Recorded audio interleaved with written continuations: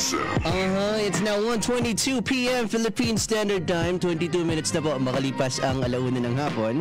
Maligayang pagbabalik sa ating programa The Mix. Did you miss me, guys? Did you miss this voice? Medyo kakaiba ngayon. Sinisipon eh. Tapos naka-face mask pa. Parang galing ba sa sakit yan si Jiro Boy? Ganun na nangyari. Ganun na nga nangyari. Kasi di ba last week sabi ko sa inyo, I'll be gone for 3 days. Yan. Papasok tayo ng Monday. Tapos Tuesday, Wednesday, and Thursday, doon tayo mawawala kasi meron tayong ganap sa Maynila. Tapos Friday, papasok na ang nangyari. Nagkasakit si Jiro Boy. Kasakit, guys. Yun ang nangyari. So, ayun. Ang hirap naman magkasakit ngayon, no? Lalo pag wala kang taga-alaga. Wala kang, oh baby, kumain ka na para makainom ka ng gamot. Walang ganun eh. Kaya siguro naging 3 araw yung sakit ko eh, no? Walang taga, yung magpalit ka ng damit, napawisan mo na yan. Sabi, tutulungan ka niya magpalit ng damit, diba? Ganun, wala tayong ganun eh. Kaya ang tagal natin nagkasakit eh. So, this is more like paalala sa mga nagbabalak magkasakit diyan. Wag kayo magbabalak magkasakit, lalo na kung kayo ay walang taga-alaga, 'di ba? Walang taga baby, kumain ka na, ganun. Once again, ito po ang ating programa The Mix, kung saan mix ang ating tugtugan, mix ang ating kwentuhan, at mix ang ating tawanan at mga emosyon. Makakasama nyo alauna hanggang alas 5 ng hapon ang inyong nag-iisang rapper, DJ, and sound. My name is Giro, that's capital G-I-R-O. Only here at DZDG 96.7. We talk, you listen. We talk, you listen. Umpisa na natin ang halo-halong tugtugan. First on track, this is Albert Hammond with the song When I'm Gone. I'll be gone for a sec, but I'll be back. So dyan lang kayo. Let's go. Standard Time. Maligayang pagbabalik sa ating programa The Mix. Ako po si Giro. At kami ang DZDG 96.7. We talk, you listen. We talk, you listen. Kakaiba tayo ng experiences pagka may sakit. Lalo na kapag halimbawa, yung mag-isa ka mag-isa ka. Yan. Madalas to pagka estudyante ka, yung tipo nagdo-dorm ka. Yeah, pag nagdo-dorm, syempre ang kasama mo lang doon mga dorm mates mo. Mga ka-boarding house mo, di ba? Minsan naaalagaan ka naman nila, naabutan ka nila ng mga skyflakes kapag hindi mo kaya magluto, para makainom ka ng gamot. Pero may mga chances na syempre, magkakaiba kayo ng klase niyan eh. Maaaring pare-pares kayo estudyante, magkakaiba naman kayo ng course. So yan, naiiwan ka pa din, di ba? Yun yung mga mahihirap. Parang dilubyo. Doon natin mas na-appreciate na kapag nasa bahay tayo, di ba? Pagkakasama natin yung mga magulang natin, kapag nagkakasakit tayo. Kasi pagka nandyan yung mga yan, nasa bahay tayo at nagkasakit tayo, rest assured tayo na may mag-aalaga sa atin. Pag-iinit tayo ng tubig, tapos yung bimpo na babasain nila ng konti, ilalagay papatong nila sa doon natin para maibsan yung init ng katawan, di ba? Things that a parent could do, especially when we are sick, diba? Pero tapos tayo naman, yun nga, mas na-appreciate natin o mas nami-miss ba natin yung parents natin pagka may sakit tayo, tapos hindi natin sila kasama, diba? Ganun lang eh. Pero pagka tayo energetic, di natin naiisip, no? Yan. Hindi natin naiisip, ay, kumusta na kaya sila mama at si papa doon sa amin? Diba? Pero pag may sakit, tatawag ka, ma, pa, may sakit ako. Wala nag-aalaga sa akin.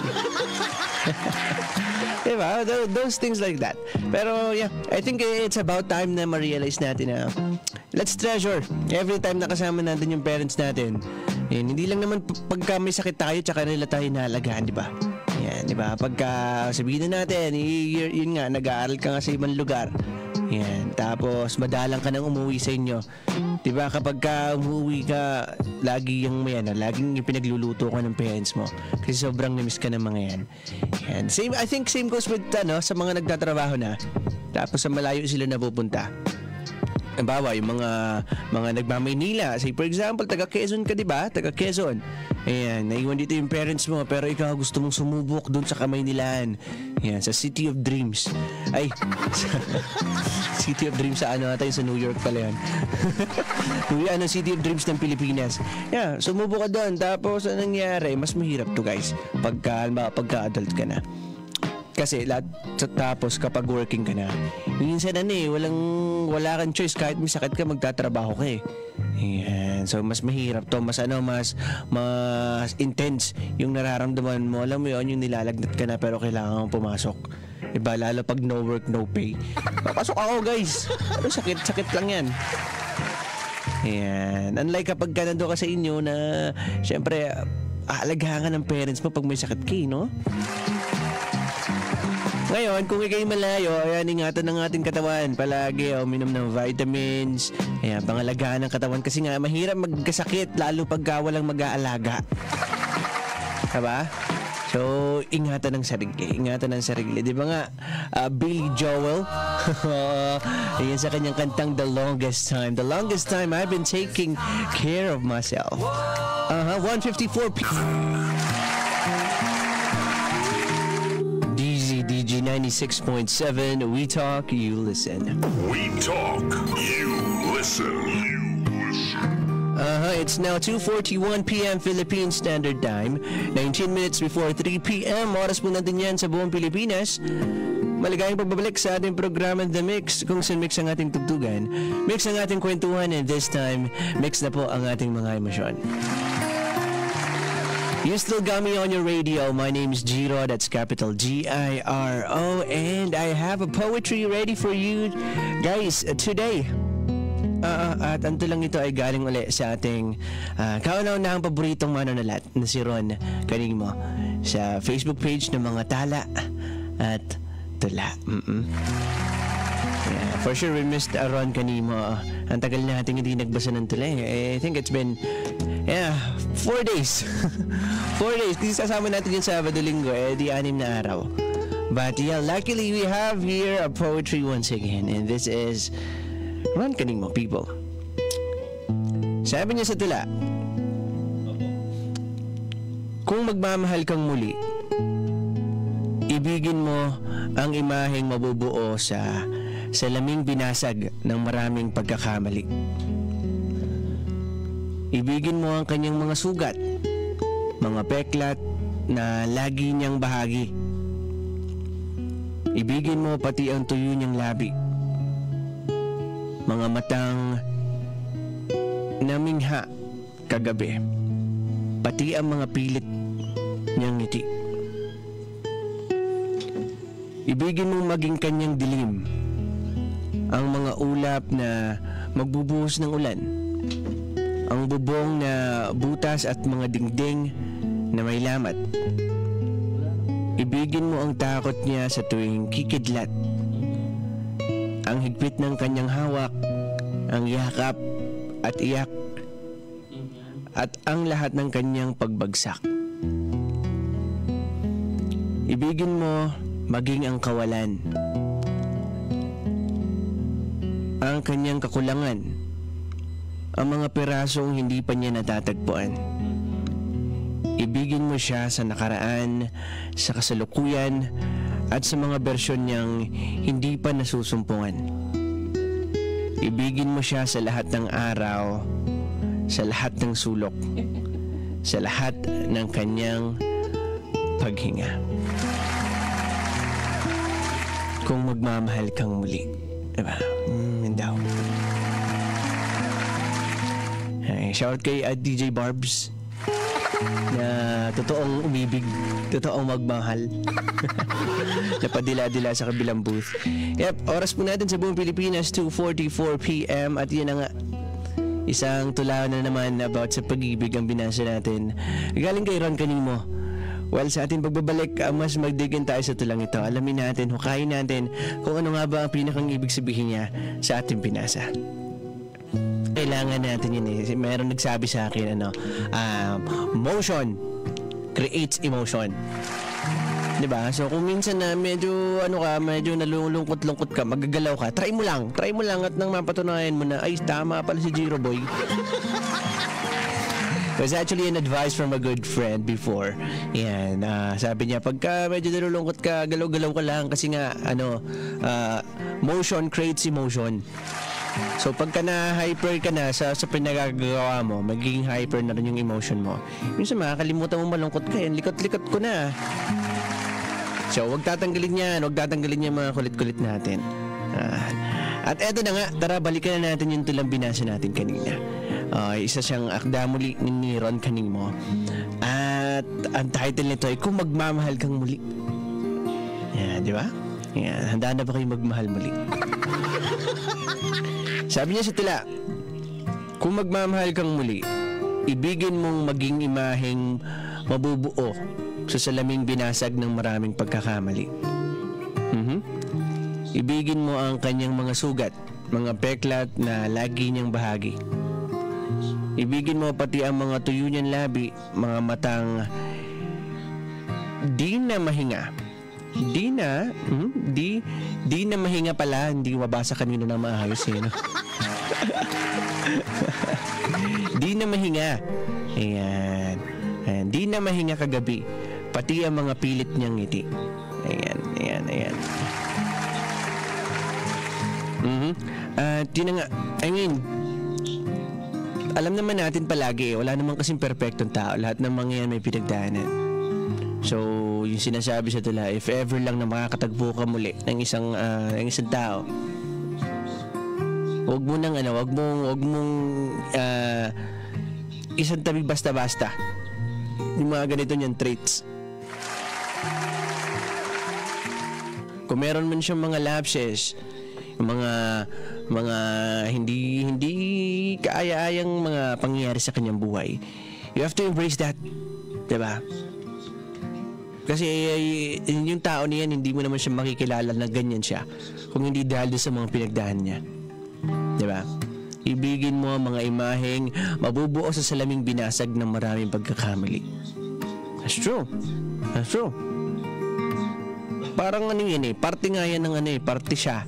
Yung mga pinagdaanan niyang yun, it's what helped her or him became that person right now. Diba? Ibigin mo yung kanyang mga sugat, mga peklat na lagi niyang bahagi. Ibigin mo pati ang mga tuyo niyang labi, mga matang di na mahinga kagabi, pati ang mga pilit niyang ngiti. Diba? Kasi it's one way to fully understand the person. Kapag ka napapansin mo yung mga ganon at you embrace them, utay-utay mo silang maiintindihan bakit nga ba sila may ganito mga trait, bakit ba may mga ganito silang attitude, diba? Na all this time akala mo red flag kasi nga inconvenient para sa'yo, pero nung naintindihan mo na kung bakit may mga ganon siyang pangyayari,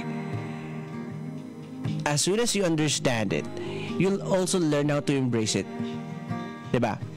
So the first step is to understand why such thing is happening to this person. And kapag na fully grasp mo na yung mga pangyayari niya sa buhay, then you'll decide, okay, naiintindihan ko na kung bakit siya ganito. Now mapupunta ka sa dalawang option Either will you accept that person dahil meron siya mga ganun, or you'll embrace those kinds of things about him or her. Diba?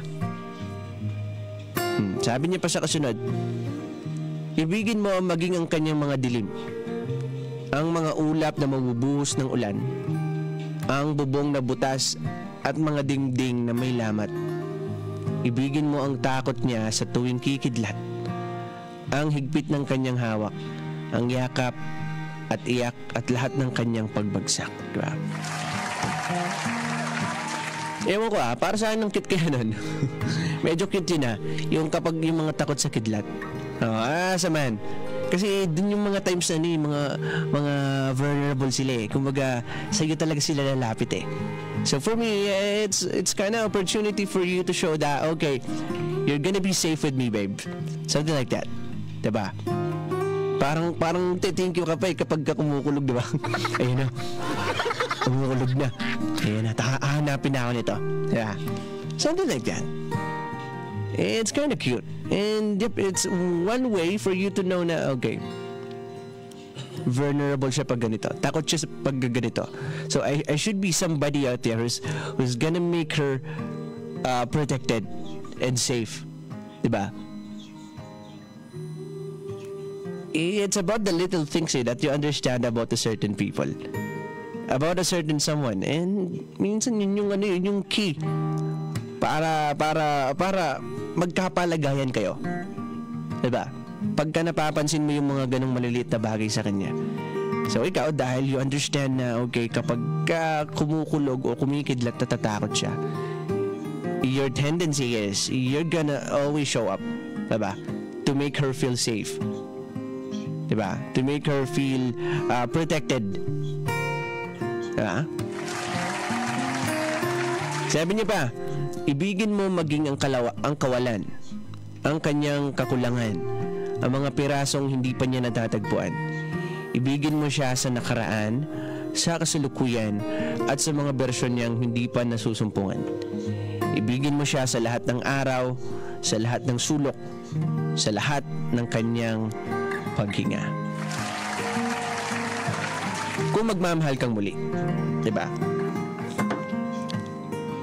Ang daming ang dami mong kailangan gawin pag magmamahal ka uli, harang ganan. Ang daming gustong ipagawa sa atin ni Ron Canime, Which is, I think, it's very righteous lang din naman. Kasi, hindi naman kasi talaga madaling step ang umibig o ang magmahal o magpapasok sa mundo mo ulit. Lalo na kung if you came from a very traumatic experience or relationship in the past, it's not gonna be that easy. Meron ka ng binuong dyan may mga binuo ka ng may mga walls ka ng binuo na ang isinumpa mo na ang makakatawid lang dyan sa mga walls na yan, sa mga barricades na yan, is somebody who's really worthy, diba? So it's not gonna be that easy. But the thing is, it takes sacrifices minsan din talaga Now, the thing is, kung hindi ka pa talaga ready, then take your time pa. Huwag mong madaliin. Kung hindi ka pa ready sa mga ganitong klase ng instances na umibig ng ganang mga klase ng scars ng isang tao, diba? Mga lapses ng isang tao, then don't. Huwag muna. Diba? Yun lang naman yun Focus on yourself, boy. Sabi, focus on yourself, boy. These girls ain't going anywhere. Sabi nga nila, diba? I think same goes with ladies. Same goes with ladies. Don't waste your time chasing boys. Kasi diba, chase your dreams first. Kasi baka kaya hindi mo pa siya natatagpuan ngayon kasi wala ka pa dun sa lugar ng mga taong gusto mo. Diba? Diba? Imagine, gusto mo ng ice cream nasa nasa isa kang malamig na lugar. Malamig na lugar na umuulan ng yebe, diba? Ganun. Wala ka pa dun sa lugar kung saan mo matatagpuan yung gusto mo.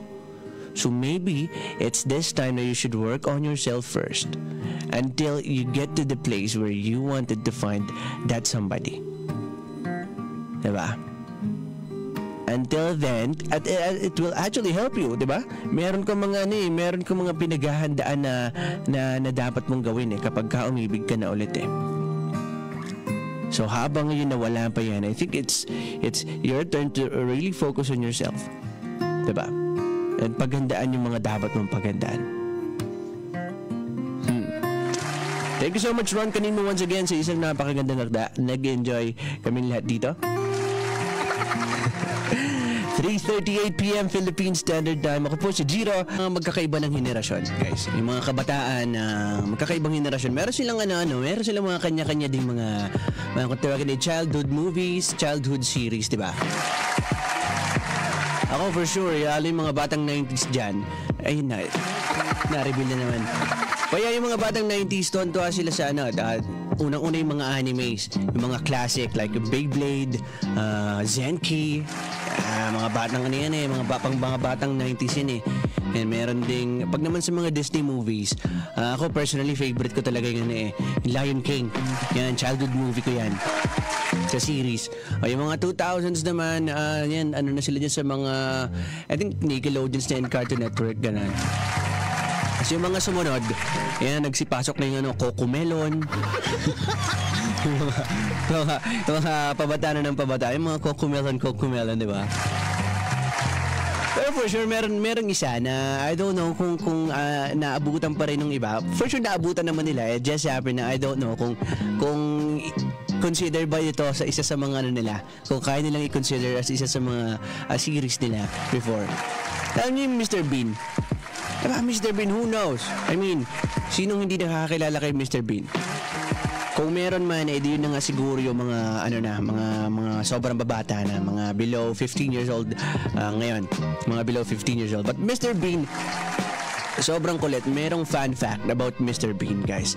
Diba, ang character ni Mr. Bean is something like, hindi niya alam kung ano yung nangyari sa mundo niya. Alam niyo, kung may lutang ngayon, may lutang na lutang si Mr. Bean. Diba? Karal siya mag-drive ng kotse, kumain, diba? Tapos, meron siyang kaibigan na teddy bear. Hindi ko alam kung anak niya, basta kaibigan niya. O favorite niya si Teddy.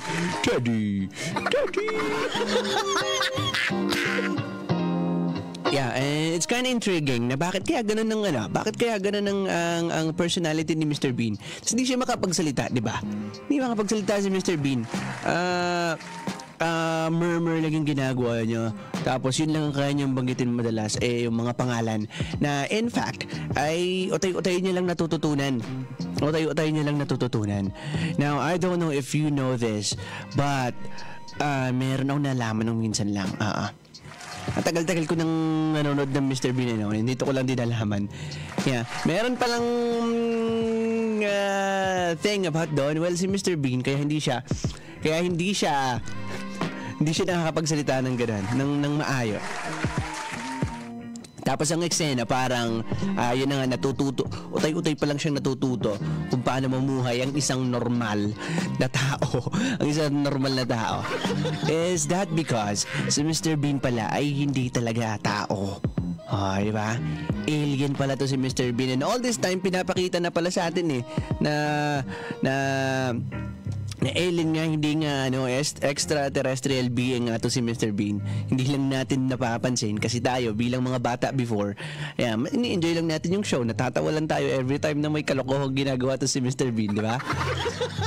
Yung pala, alien pala talaga siya kasi di ba dun sa opening nung series, binabagsak si Mr. Bean ng parang nang galing sa isang ilaw, di ba? May beam, may circle beam doon na dun siya bumabagsak na parang, alam mo, ganoon naman pinakilala sa atin yung mga aliens, di ba? Parang yung may biglang ilaw sa harap mo tapos bigla ka nang ihigupin pataas, something like that, diba? So all this time sinasabi na pala sa atin na alien nga to si Mr. Bean. So that explains actually kung bakit yung ganun yung ni Mr. Bean, ganun yung mga traits niya. Yung pala ay dinala lang talaga siya dito sa mundo para makisalamuha sa atin. Anyong tao pero yung kanyang personality, yung kanyang pag-iisip ay ibang-iba sa atin. So yun pala yun, no? That makes sense. That make a lot of sense. Diba? At ang hirap din magtrabaho habang nauubo. So, yun. Yung pala yun, di ba? Biruin mo yun. Pero tayo nga, bilang mga bata lang before na nanonood, hindi na naman natin pinag-focusan yung mga ganung bagay Di ba? Ang mahalaga sa atin, yan, naging childhood friend pa natin to an extent itong si Mr. Bean kasi tuwan-tuwa tayong napapanood siya. Tapos, ngayon ko lang din na-realize bakit feeling natin sobrang haba ng series na yun. Pero it's like, meron lang siyang 11 to 12 episodes. Isang season lang yun, guys. Di na napalitan yun yung live action kasi yung animated, I don't think, hindi ko alam kung gano'n yung karami. Pero I swear, so feeling ko nung bata ako, sobrang dami kong napanood ng Mr. Bean na episode nung live action na yun. Diba? Sobrang galing kasi nga paulit-ulit na lang natin pala pinapanood. Pero dahil nag-i-enjoy tayo, hindi natin namamalayan na naulit na pala natin ang naulit yan. Diba? Nakakatawa. Si Mr. Bean pala ay alien. Pagsamahin yan sila ni Koki tsaka si Mr. Bean. Good afternoon, people. Once again, we are still live on our Facebook page, so make sure to check us out right now. If you have something to tell us, meron kayong gustong sabihin, batiin, just drop a comment at pag-usapan natin yan live on radio. Pwede rin kayo mag-text sa aming text line 0929-216-8100 at hello dito kay Gwen Palero ng SLSU Lukban. I think graduate na pala siya. Congratulations to you guys. Dati nating OJT dito. Hello Gwen, sabi niya. Hello DJ Giro. Hello din sa iyo Gwen. 4:38 PM Philippine Standard Time. Magbabalik ako. Diyan lang kayo.